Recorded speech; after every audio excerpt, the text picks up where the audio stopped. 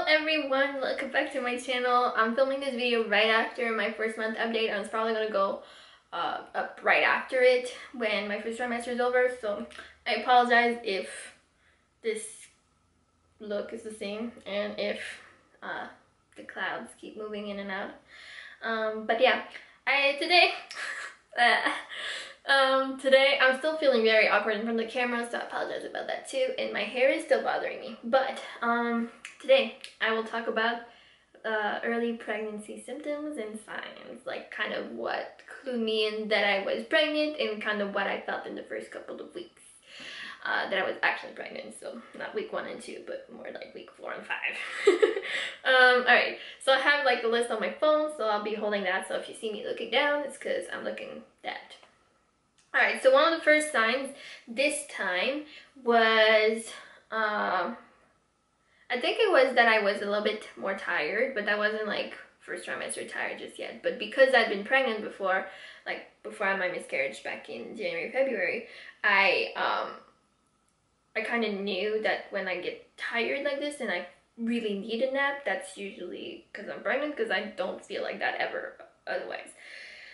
So yeah, a little bit of tired, but it wasn't like a good enough sign to be like, oh yeah, I'm definitely pregnant. And then another sign was that I started having cervical mucus, which is something like if you know your cycle, you're not supposed to have any between your ovulation and when you get your period. So when I start having like a bit of cervical mucus, I'm like, that's not normal. And I know for a fact that when you're pregnant, you have a lot of cervical mucus in the first trimester until your mucus blood arrives. So, or cervical fluid, I might be pregnant after all. That was like a pretty big clue, but I didn't want to like convince myself just yet. Yeah, and then I guess looking back, I was a little bit more emotional than usual, but I'm a pretty emotional person, so it's kind of hard to tell. Plus, like, I feel like a lot of the symptoms of really early pregnancy are really similar to my like premenstrual symptoms. And so, like, it's really hard to gauge, like, whether that's, like, a pregnancy symptom or a period symptom, because they're somewhat similar. And so, like, I get a little bit more tired during my luteal phase, you know, and definitely not the cervical mucus, but I can get a little bit cranky, I can get a bit emotional, like, a little bit before my periods. It's kind of hard to tell, right? So those were, like, for sure signs. They were more just, like, that could be pregnancy, but I did feel those things, and now that I know I'm pregnant, I know there was pregnancy. Then I know last time my boobs were really hurting before my expected period, but this time they didn't really hurt until after I missed my period. So next sign was actually a little bit of pink spotting, like very tiny little bit of pink spotting one time when I wiped a couple of days before my period was due. And so that happened last time too. So I was like, ooh, maybe. But again, I could just be spotting because I'm gonna have my period. So it's very hard to tell, I'll tell you that. At least for me. But then I missed my period. And my period is like clockwork. 28, 29 days, absolute tops. So by the time 28, no period. 29, no period. 30, no period. 31, no period. I was like, alright, I gotta take a test. So I ended up taking a test and it was positive. Here's another pregnancy sign. You take a test and it's positive. Sorry, I'm like tired. I need a nap after this. Alright, next up is frequent urination, and that actually kind of pairs with like increased thirst. Like, I'm always thirsty. Like, that happened last time. I was just like always parched. Like, I need more water. It's like my mouth is dry, my throat is dry, like I just need more water. So my body like just drinks more water in general. Like, I drink like 4 to 5 of these a day, and that's ever since like maybe even a week before I found out I was pregnant. So yeah, so I pee a lot, but I also drink a lot of water, so kind of goes hand in hand. But peeing a lot, and I noticed it even more this time than last time, because in this house we only have a bathroom upstairs, so I have to go upstairs every time. So it makes it a lot more conscious effort when I go to the bathroom. Next up is fullness of breast, and that also, I also kind of feel like this showed up a little bit later, because it's starting to show now, but I'm like almost at week 6, and it's just starting to grow. Last time it like grew right away, and that kind of pairs along with soreness of soreness of breasts. So my boobs have been sore for like at least a week, and my nipples have been extra sore as well. So like I'm kind of sore on the sides and like under, but also my nipples, so like 2 different places. Yeah.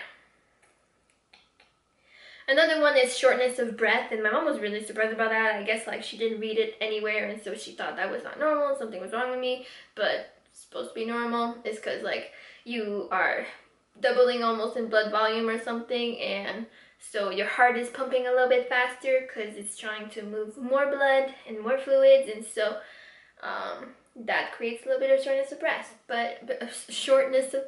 but it's not that bad. It's really just like if I'm like talking while I'm like running up the stairs, they will like kind of show. Or like Tim and I used to go, or we go every weekend to River Valley to like run, and I used to like jog and do the stairs, but like I would jog up the stairs and stuff because they have a lot of stairs in the valley. And then last weekend when we went, I guess that was like week 5, is the first time like I couldn't jog up the stairs. Like just taking the stairs normally, like walking up the stairs was getting me tired enough. Like I was getting out of breath. So I'm a little bit more out of breath than usual, but nothing to worry about. Alright, what else? Mild fatigue. I feel like this time I'm less tired than last time. I'm less like, I don't remember right because I have somewhat bad memory sometimes. But I don't feel as tired as last time, but still tired enough that I usually take a 1-hour nap every day, and I've been sleeping like 8, 9, sometimes 10 hours at night. Last time I had like light heartburn and kind of a heightened sense of smell, and I haven't really perceived those yet, but it's still very early on, so that could change. I'm feeling warmer than usual. That happened last time too. It's just like I get kind of like, not heat waves, but just like all of a sudden I get warm, and that happens a lot at night. But I have like a pregnancy pillow and my pillow and the sheets, so like there's a lot of stuff covering me, so, and Chubby's in the bed, so I guess I get warm for good reason, especially because it's the middle of June. But in the middle of the night sometimes I have to go turn on like the fan because I just get too warm, and Tim, who's usually a warm person, is never as warm as me anymore, so there's that. I'm definitely warmer than normal. At the very beginning I was bloated, and I remember last time I feel like I was bloated the whole time, but right now I don't feel bloated. Like it just happened. Week 4 I was bloated a lot, like right before I found out and a little bit after I found out, and then it kind of went away. Definitely feeling extra emotional. That's been a big one. I cried for no reason, but I'm a very emotional person, so it's hard to tell if I'm crying more than usual. But I think I do.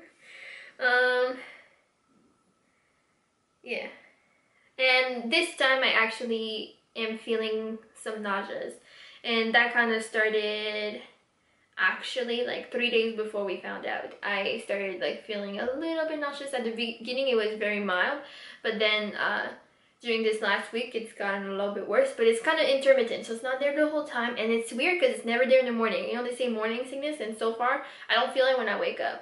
I feel it at random times during the day, usually when I lie down, like when I go to nap or when I go to sleep at night. I feel it a lot. When we're driving and there's a lot of bumping, I get it a lot, and sometimes it just comes out of nowhere when I'm doing nothing. But yeah, it's definitely not like completely omnipresent, like it's not there all the time.